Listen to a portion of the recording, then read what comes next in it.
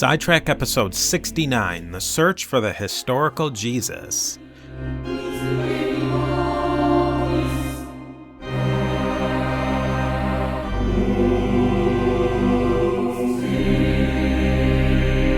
Thank you for listening to the History of the Papacy, an Agora podcast network member. We are on Facebook and Twitter. If you have any questions, comments, or feedback, you can always send me an email to my email address, steve@a2zhistorypage.com. This month, I'd like to let you know that the Agora Podcast Network is a great place to advertise. If you're an entrepreneur, a small business owner, there's many different avenues we can take for advertising, and it really gets you to a great audience it's a broad audience. It's an audience that's really interested and highly intelligent because you're my listeners. That begs the question why you're listening to me, but that's a whole nother story. Anyways, this is an excellent opportunity for you to get your business or enterprise great exposure to a wide market of listeners. You can get more information by emailing our team at info@agorapodcastnetwork.com. I'm going to keep this introduction short and sweet. I'm planning on releasing a few of the previously bonus tracks of the history of the papacy that were on a bonus feed. They are a little off track, if you will, but they are topics I'm quite passionate about, and I'd really like for you to hear them and give me feedback on them. I made a few changes in the various platforms the podcast is on, but I'll save that update for the next episode where we'll talk about the fallout of the Fifth Ecumenical Council. That episode should be out very soon. This episode is a book talk looking at the historical Jesus. I use the controversial book Zealot by Reza Aslan as a jumping off point for a discussion of some of the really fascinating issues around the historicity of Jesus. It's really quite in line with a lot of the things that I've done with Gary Stevens, and it's a bit of a precursor to those episodes. But it's in that vein, but it's me, not co-hosted with Gary in this case. I really hope you enjoy, and please let me know what you think. And as always, I really sincerely appreciate you taking the time to listen, and I look forward to seeing you on our next step on our trip through the history of the popes of Rome and Christian Church. Welcome back to the History of the Papacy podcast. I'm Steve, your host for this podcast about the history of the popes of Rome and Christian Church. Why do a book talk about Zealot by Reza Aslan? This is a book talk, not a book review. I can say I'm not nearly qualified enough to pick apart every bit of the book and give a full academic review of the book. What I can do, and what we can all do, is talk about books. We can talk about what we like about the books and what we thought wasn't great. Also, this book kicked up quite a controversy when the author, Reza Aslan, participated in an interview on the Fox News channel. The host of the program he was on jumped all over Aslan about writing a book about Christianity when he himself was a follower of Islam. I guess the line of thinking was that a scholar of one faith can't write a book about another faith, to me is completely foolish. It doesn't even merit mentioning, so we'll just move on. You can easily buy this book at all the usual places, Amazon, Barnes & Noble, you name it. I would highly recommend listening to the Audible book. The author does a great job narrating his own book and made it quite compelling. You can probably also get the book at your public library. I'm all about supporting public libraries. Up front, I'm going to suggest you read or listen to this book. It was an easy read, and there was a lot to take away from the book. This quality is also maybe the biggest problem I have with the book as well. Aslan sells the book as a hard-hitting, serious academic treatise on the nature of the historical Jesus. The thing is, this book reads like a well-crafted fictional narrative more than a serious, deep academic book. I've read my share of academic books and articles, and I can honestly say I haven't read too many of them that I would love to take to the beach or call casual reading. Zealot reads much more like a potboiler, which is good for a fun book to read, but not so much as an in-depth study of the historical Jesus. The search for the historical Jesus is the central theme of this book. In the introduction to the book, Reza Aslan describes his journey from being born and raised a Muslim, converting to evangelical Christianity, and then rediscovering his roots in Islam. It's a very touching and real story. The author lays out his goals for the book in the introduction. He wants to find who the real Jesus of Nazareth is, because, as a historical character, Aslan thinks Jesus is more important than, as what the author posits was created later, Jesus the Christ. In the introduction to the book, Aslan says after he began to study the Bible at university, it completely unraveled his evangelical Christian faith. But as his academic study progressed, his belief in the ideals of the man Jesus of Nazareth became solidified. Aslan is basically saying he could no longer believe in Jesus the Christ or the divine Jesus, but Jesus the itinerant preacher from Nazareth as someone we should all learn from. Here's the thing with the book. Even if you skim the literature on the study of the historical Jesus, nothing Reza Aslan says in this book is remotely new or novel. The people who attack this book from a religious Christian point of view, or were outraged by it, I mean outraged that someone would put such things into print, must have never even Googled the search term historical Jesus or watched a show about it on the Discovery Channel. I guess to me, the real controversy around the book should be that this book got so much mass media coverage when it's just a synthesis or even simply a somewhat less than complete survey of the literature on the topic of the historical Jesus. Zealot is just a mishmash of nearly a century of academic study on the historical Jesus. The book is a good summary of what is out there on the study of the historical Jesus, but doesn't bring much new to the party. The author does not sell the book as a summary of the topic of the historical Jesus, though, and even includes some theories that have been either roundly dismissed or are quite outdated, even misleading.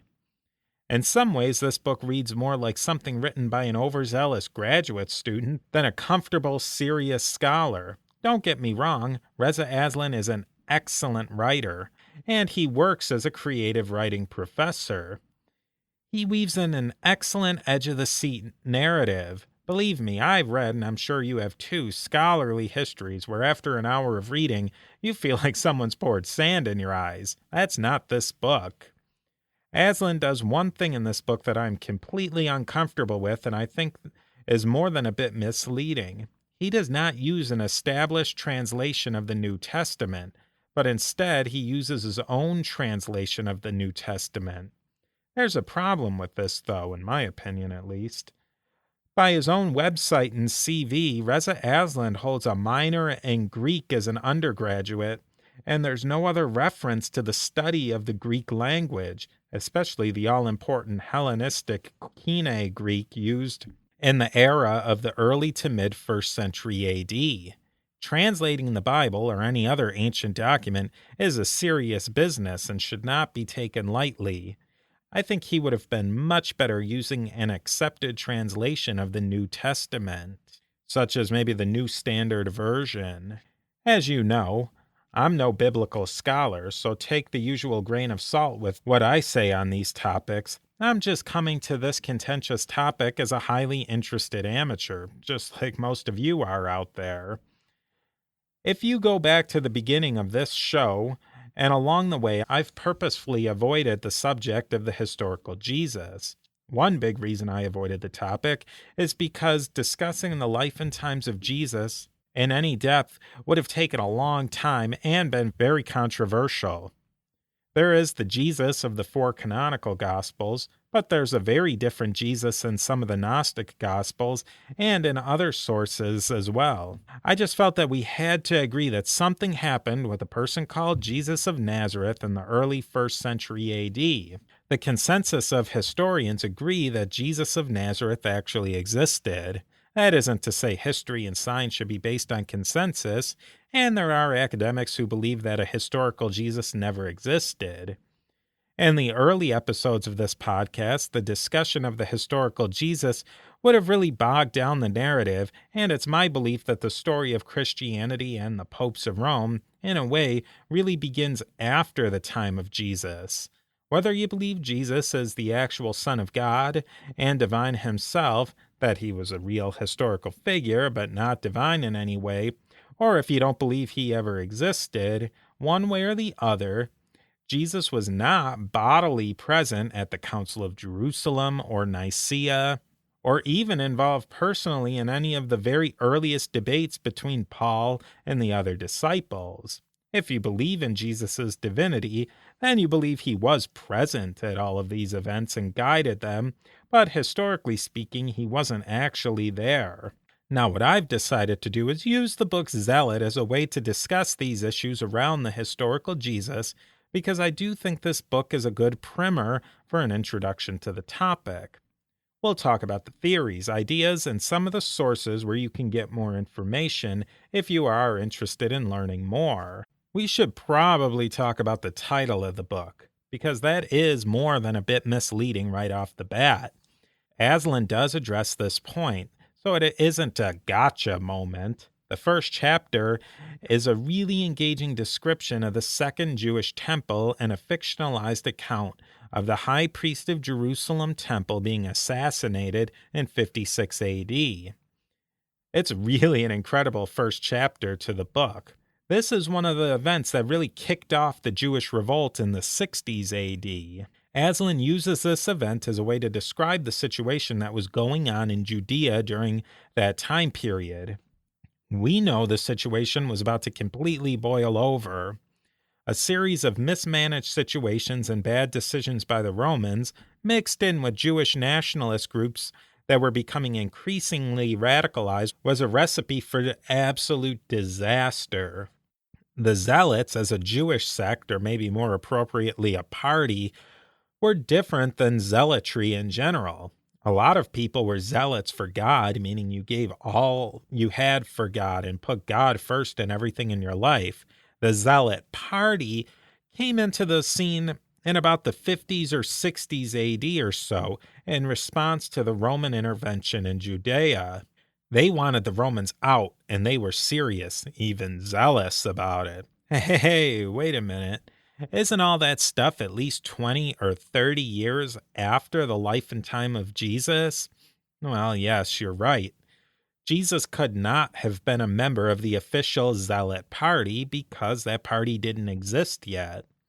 What I think Aslan was getting at here was that, no, Jesus was not technically a zealot, but he was a zealot against the Romans, against the Jewish aristocracy, and against all of the big rich people deriving their money from stealing from the poor.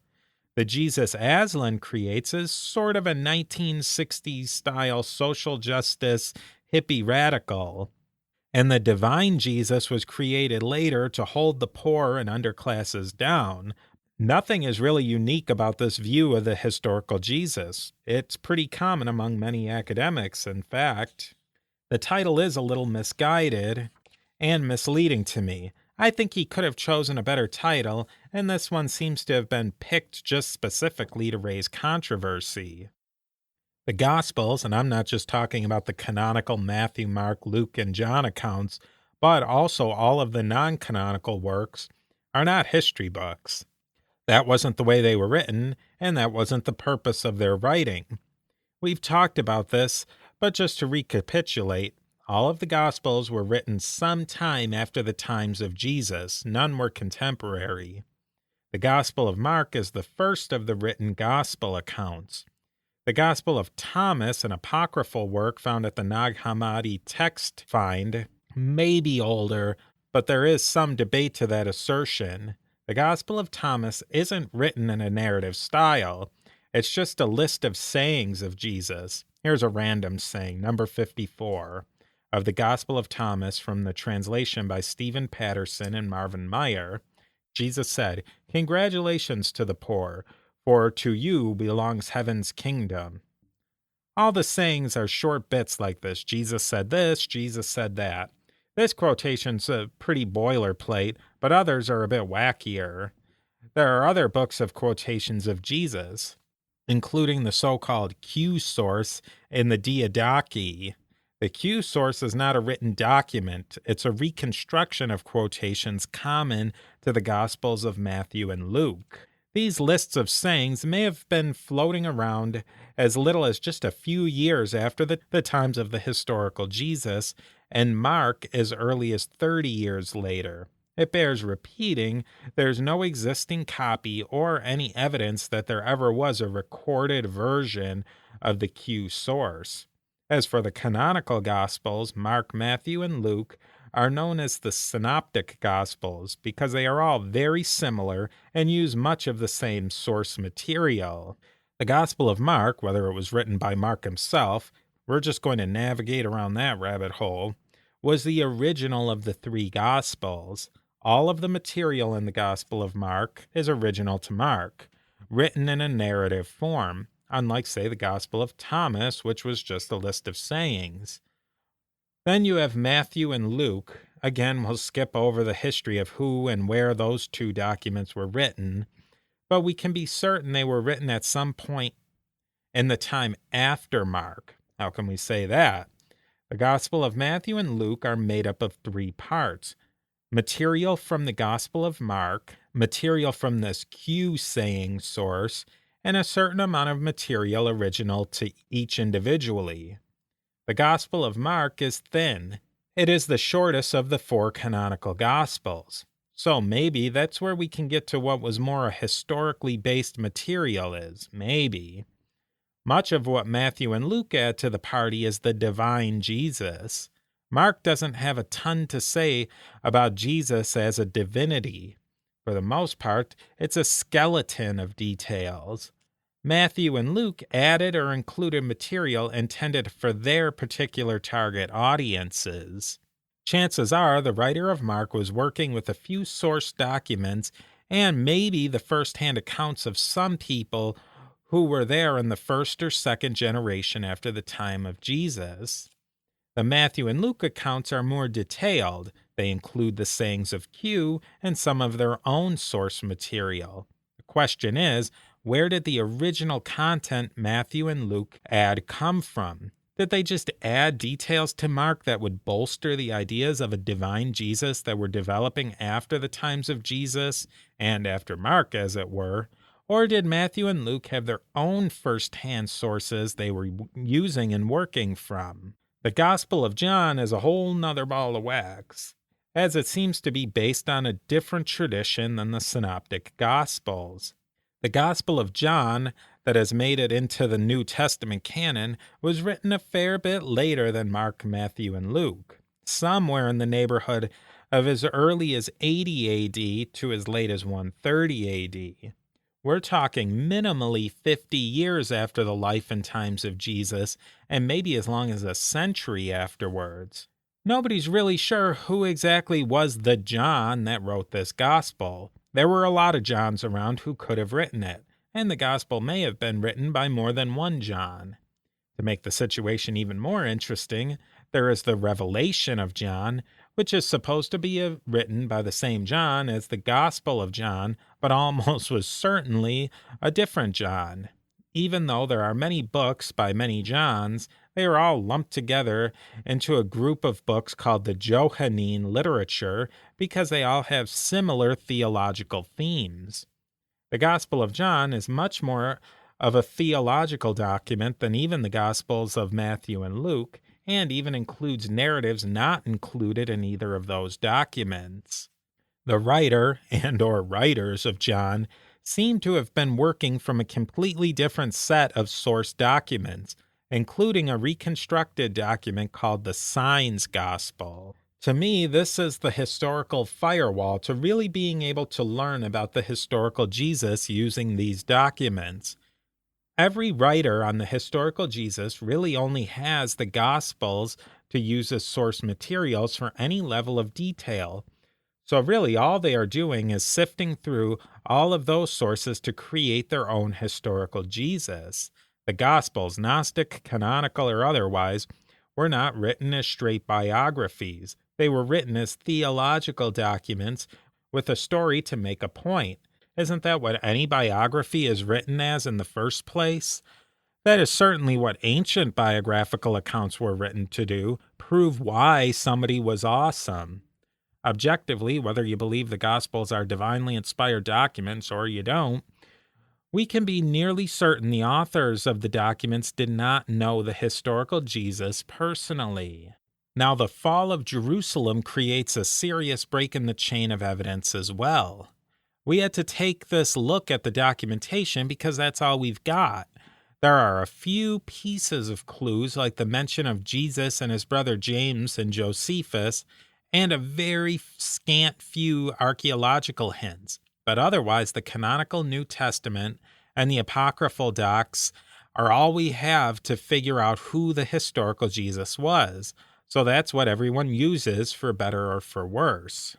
If we're going to talk about the historical Jesus, we should probably start at the beginning and talk about the nativity narrative from the 4 canonical Gospels. The classic Christmas story people use during Christmas time is usually a synthesis of all of the Gospel accounts, since each of the 4 canonical Gospels differs a bit in their details.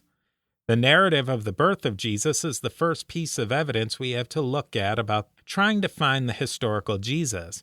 But we also run into our first major roadblock and possibly the end of the line as well. The whole thing gets rolling with the story of the birth of John the Baptist and the annunciation to Mary that she was going to have a child, and the circumstances around the fact that, she was a virgin.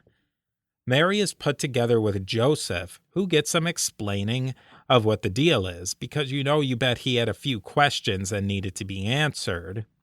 Joseph and Mary lived in Nazareth, but the authorities called that everyone had to go back to their ancestral home to be accounted for tax purposes.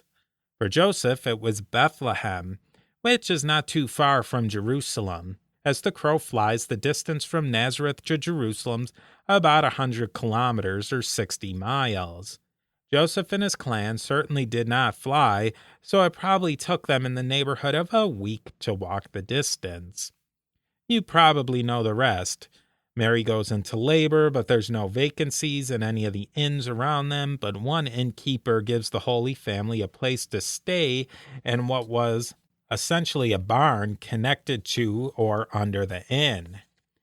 Probably not the greatest place to give birth, but I know I've stayed in some hotels where staying in a barn would be a step up from the scuzzy room I had to sleep in. Jesus was born, angels sing, there's the Star of Bethlehem, wise men from the east, and a few other details. Each bit of this quick version of the Nativity has reasons for being in the Gospel text, but do have problems historically speaking.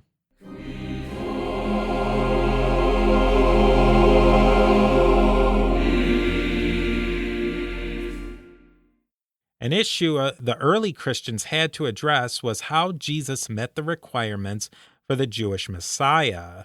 As our contributor and good friend of the show, Jason Gabler, mentioned, and Aslan states in Zealot, there were failed messiahs coming out of the woodwork in Judea around the time of the 1st century A.D. All of them failed in one way or the other, and in a way Jesus didn't exactly meet the requirements in certain ways. The early gospel writers, especially the Jewish ones, knew this, and that is why these writers had to add a few details to make things fit into a messianic narrative. Jewish criticism of Jesus' messiahship, if you will, centers around the belief that the Jewish Messiah must come from the house of the biblical David.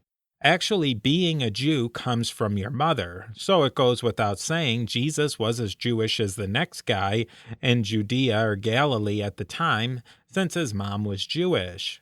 Your house or your tribe was determined through your father's line, though. How do you determine Jesus' line when his father is, God? The Gospels seem to try to stretch the narrative a bit to make all these different ideas fit together. There is absolutely no historical example of a Roman, or Jewish for that matter, census where people were required to go back to their ancestral homeland. In a way, it just doesn't make sense. The logistics of such a census would be incredible, and for what purpose? The traveling to Bethlehem narrative was most likely added at some point to bolster Jesus' claim to being Messiah, especially in the later Gospels. People living in the time of the writing of the Gospels would have known whether this census happened or not. Well, probably not. But really, they wouldn't have been too exercised if that detail was added. Details were massaged in text all the time to bolster certain claims. That's just how literature worked at the time. Here's another thing to remember about the Messiah. Nothing was exactly written in stone as what the requirements for the Messiah were exactly. This was a general idea, but it was a big concept. What I find fascinating is that the early Christians redefined in many ways what the Messiah was. You also have the people who shoot down the gospel narrative of the Nativity based on the scientific implausibility of many of the accounts. I think that's simply silly. The whole Bible from Genesis onward is filled with miracles, physically unlikely events and the sort. These stories were the way people explained how their world worked. That's just the way it is. The different gospel accounts, including the non-canonical gospels, give different accountings of Jesus' life. Some of the Gospels are devoted to Jesus' teaching in the role of an itinerant rabbi, and other parts are devoted to stories of various miracles Jesus completed in various contexts. Here's the one part I feel Aslan skimmed over, possibly to make his narrative of the historical Jesus make more sense. Aslan spends a great deal of time building a biography of Jesus and his family as uneducated tradesmen from a crippling poor backwater town, Nazareth that is. Based on Aslan's translations, Jesus and his family were low, unskilled laborers who would have been more than likely illiterate. I don't know how you jive that with the gospel text that Jesus was a teacher who Pharisees and Sadducees came to learn from. Undoubtedly, other books make a better case on how these different aspects fit together, though. The background on Jesus that Aslan builds is the basis for his idea of Jesus as a proto-socialist radical. Jesus and his family went to the big city, in this case Sephora, and saw how the massively wealthy lived. Jesus learned about this income inequality by building the palaces of these newly wealthy people in the city. To me, this whole line of thinking is a way for Aslan to express his own modern political and economic ideas through the historical Jesus. This is a rocky road to go down because to make all these ideas fit together, you have to jump through a lot of logical hoops and you have to avoid the facts that prove your narrative incorrect, this so-called narrative fallacy. This isn't a great way to write a history book. Okay, let's fast forward and go to what is my favorite part of the story and the part where I think the book Zealot really made me think and open my eyes to a new way of thinking about the birth of Christianity as a movement. I think I've made my case that finding the historical Jesus is pretty much an impossible task based on the evidence we have at hand. The texts just aren't enough to get an exact description of who Jesus was as a person. If you're a Christian, you have one set of beliefs on who Jesus was. If you're not, you'll have to use the evidence to draw your own conclusions. There just isn't enough there to draw definitive conclusions. In my own opinion, I would say the story of the historical Jesus is the greatest game of telephone ever played. You know, the game where one person has a message and they whisper to the next person, so on down the line. By the time the message gets to the end, it's almost completely different from the beginning. Picking one bit out of this gospel, mixing it with a little from this letter, and stirring it all together with a modern political narrative, as many writers do, you get a very different historical Jesus. This phenomenon started happening right off the bat. For a variety of reasons, Jesus' tale was an oral history. There are really any number of reasons why, at least initially, Jesus' story was oral. It could have been, as Aslan states, they were all illiterate, so they couldn't physically or any way write down the letters. They could have been lost, who knows? But as it was, and it is now really, oral histories have a way of evolving over time.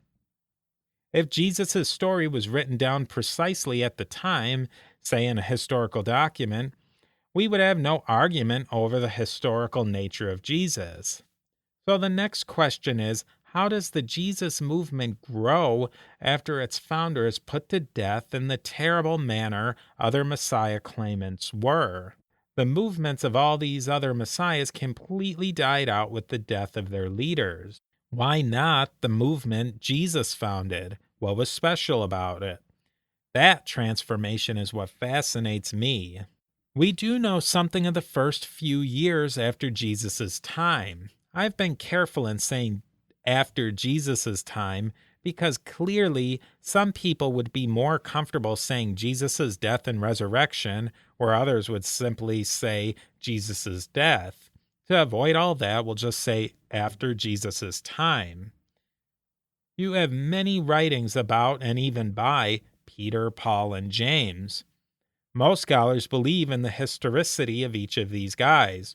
James is mentioned in Josephus. Most of the letters of Paul probably were written by Paul, although some may have been written by students of Paul in Paul's style. The sources on a historical Peter are references to him in Paul's letters, plus some possible archaeological evidence. The physical bones of Peter may have been actually found in the papal crypt deep under St. Peter's Basilica in the Vatican. This is kind of a controversial idea, but it is possible that they are Peter's actual remains. The part I enjoyed most of the book Zealot was the chapter about the times right after the death of Jesus and what happened to his movement. Those very few months after were a critical time. Most of the so-called messiahs that popped up like mushrooms, who were killed by the civil authorities, were completely forgotten by their disciples and the community in general before they became room temperature. But it was different with Jesus.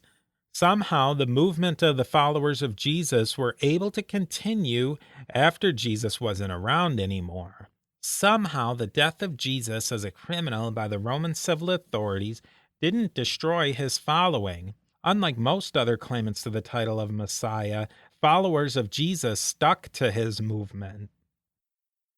What these earliest, what we might even call Christians, did was reinvent what it meant to be Messiah. Even at this earliest time, the followers of Jesus believe he rose from the dead and fulfilled a whole boatload of Old Testament prophecies.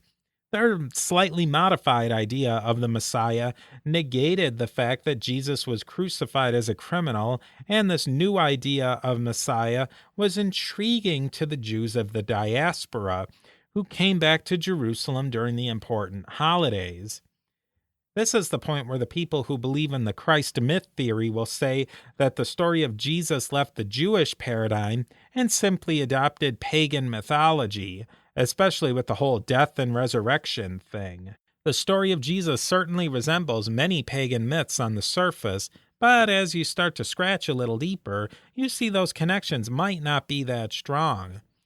Maybe the story of Jesus was a synthesis of pagan themes with some Jewish ones, but it doesn't seem like there was the time or the organization to make something like that stick or catch on. The Jesus movement must have really caught with the Hellenistic Jewish diaspora, because those were the most vocal of the early Christian supporters. Aslan relates a story of the first deacon and martyr of the church, Stephen. He was a diaspora Jew who never met Jesus, but heard his followers spreading the word of this new kind of Messiah, and Stephen liked what he heard. Stephen wasn't the only diaspora Jew who came on board either. The new message was popular. At this point, all of the members of this group were Jews. But as we've said time and time again, the concept and beliefs of Jews at that time was not monolithic. The initial followers of Jesus, who were still around, like his brother James, his mom, Mary, Simon Peter, and the whole lot, were much more likely to follow the law of Moses than the diaspora Greek Jews who were beginning to join the Christian movement. It's pretty clear that James, the brother of Jesus, was the leader of this early Jesus community, and boy was this guy devout, Everybody respected James because he was as devout as you could get. I mean, he followed the law like it was nobody's business. But you had the issue of these diaspora Hellenistic Jews who just weren't as connected to the law as the Judean Jews. They lived with the Greeks and Romans and adapted many of their cultural practices, and many of the Greco-Roman cultural mores just didn't line up with the laws of Moses. Only a little while later, a certain Pharisee, who was a major persecutor of Christian, did a complete 180 and joined the early Jesus movement. Paul, joining up, will seriously rock the boat. Aslan, along with many other scholars, paints Paul of Tarsus as the ultimate bad guy in this story. To them, Paul is the one who erases the essence of Judaism out of Christianity, and James, along with his group, were the real inheritors of Jesus of Nazareth's teachings. This would be an awesome narrative, except for all of the evidence you have to ignore about the rise of Paul's brand of Christianity.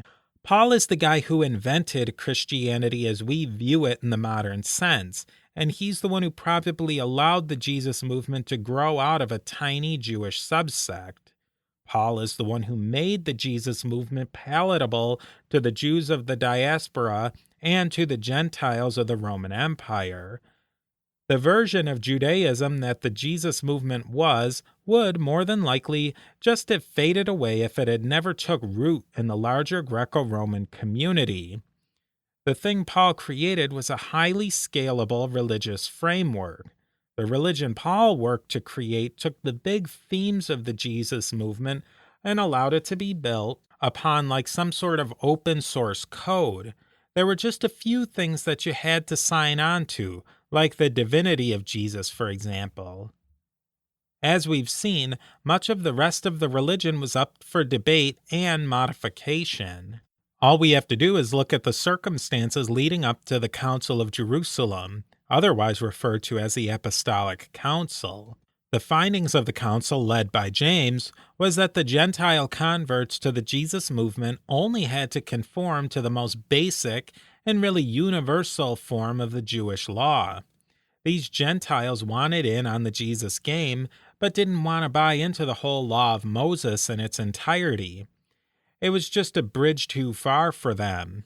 The sect of Judaism that would become Christianity was deciding that the belief in Jesus was more important than the strict observance to the law of Moses, and that is when we see the movement of Jesus split off from the main branch of Judaism. This happened very early on, but at this earliest time, the early Christian movement separating itself from Judaism was not a benefit, as the book Zealot would describe, but it was a major handicap because even after that mess with the Jewish revolt, Judaism was a legal religion, and Christianity was viewed as a separate religion by the Romans that was definitely not a legal religion. The author of Zealot and many other scholars claim that the Pauline version of Christianity basically dissed James and threw him onto the scrap heap of history to be completely forgotten to all modern Christians. There's one humongous problem with that. James, the brother of Jesus, is one of the most venerated saints of Eastern and more specifically Middle Eastern Christianity. Many Middle Eastern Christians celebrate the Liturgy of St. James, a liturgical ceremony said to be written by James as their official mass. A similar situation is with St. Thecla, a female follower of Paul of Tarsus. Many scholars in the West say she was swept under the rug for misogynistic reasons, but in the Middle Eastern Christian traditions, there are many churches and monasteries named after her, as well as James. I mean, there's even a ton of them here in the United States and other places. The last bit we're going to talk about is the treatment of the Council of Nicaea in the book Zealot, and in general. If you are listening to this episode, you have probably listened to the entire 11-part series on the First Council of Nicaea, so I won't bore you with all the details. But some of the historical reporting in Zealot is surprising. Hey, everyone makes mistakes. Believe me, I make them all the time. I'm sure I've made some whoppers in this podcast, But, in my defense, I'm just some elementary school teacher recording a podcast in my basement. I warned you I'd make some mistakes along the way. The History of the Papacy podcast is most assuredly not a New York Times bestseller published by Random House. That is why I'm so surprised that the last chapter of Zealot is so sloppy in the details. Some of the things I noticed are minor inaccuracies, or maybe just awkward phrasing, but they all add up to just a general sloppy telling of the story. The first example is a reference to Nicaea as a Byzantine city. I argue the term Byzantine is completely inaccurate for the Eastern Roman Empire after the fall of the Western Empire. Take that or leave it. But in 325, Nicaea was just a Roman city, period. We're talking nearly 150 years before the fall of the Western Roman Empire. Another minor wording issue is saying the bishops came to fix the faith and practice of the Christian religion. The faith and practice of the Christian church is in no way whatsoever fixed or set in stone at the Council of Nicaea. Certain practices and ideas were definitely locked in as orthodox at the council, but Christianity would continue to evolve and be further defined over the course of any number of councils, and is still evolving to this day.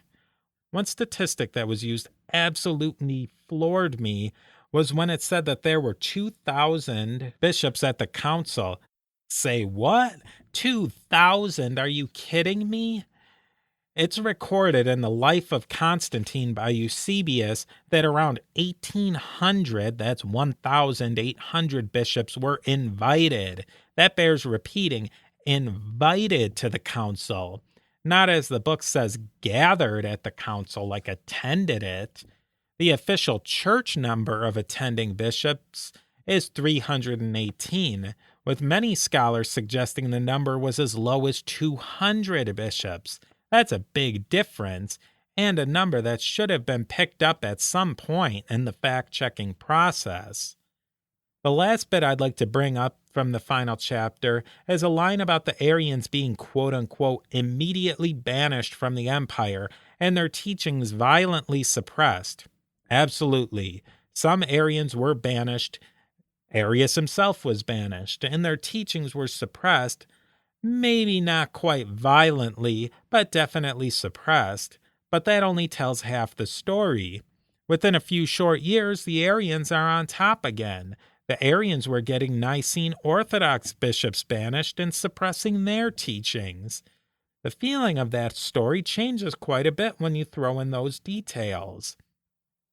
I like to call the rest of the 4th century the Arian century because many church leaders at the time of the 4th century thought Arianism was going to win the day at the time, and it was only with hindsight does it appear that Nicene Orthodoxy was fated to become the dominant form of Christianity by the 5th century. And really, it had some tough times even going into the 5th and bits of the 6th century. In the end, though, Aslan writes that the bishops at Nicaea were not purposefully politicizing the religion as an attempt to destroy all forms of dissenting opinion on Christianity. I think that was an excellent point that he made. He goes on to say that the bishops were simply codifying a majority opinion with a long history of precedence. That is what the council boiled down to, in my opinion, and I definitely agree with him. The bishops who held theological positions that were in the vast majority had absolutely no reason to compromise with the Arians or semi-Arians. For the bishops at the council, they weren't there to compromise. These were the bishops' deeply held theological beliefs.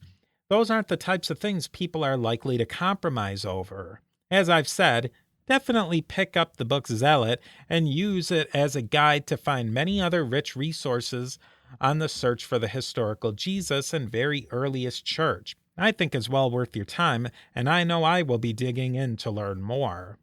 Well, this was a long episode, and I hope you feel it was worth your generous donation or the time you spent giving it a review at iTunes. As I've said in the last episode, I'll be a bit more quiet in the next few months with the whole baby thing. Since you've taken the time to get this special podcast, I might as well share a few updates. Just between us, that is, of course. I'll still be participating in the historypodcasters.com collages and working on the next stage of the history of the papacy and early Christian church. I have a few ideas in the infancy stage for another podcast idea, but that's still in the way early planning process. I'm going to use this time to make the History of the Papacy podcast a better experience. I still plan on having regular episodes and Sidetrack episodes. The regular episodes will continue to be a story of the history of the popes of Rome and the Christian church, but the Sidetrack episodes will focus on supporting the main episodes with important background information and fun stories that just don't quite fit in. For a few months I may be slowing down, but I most assuredly won't be stopping.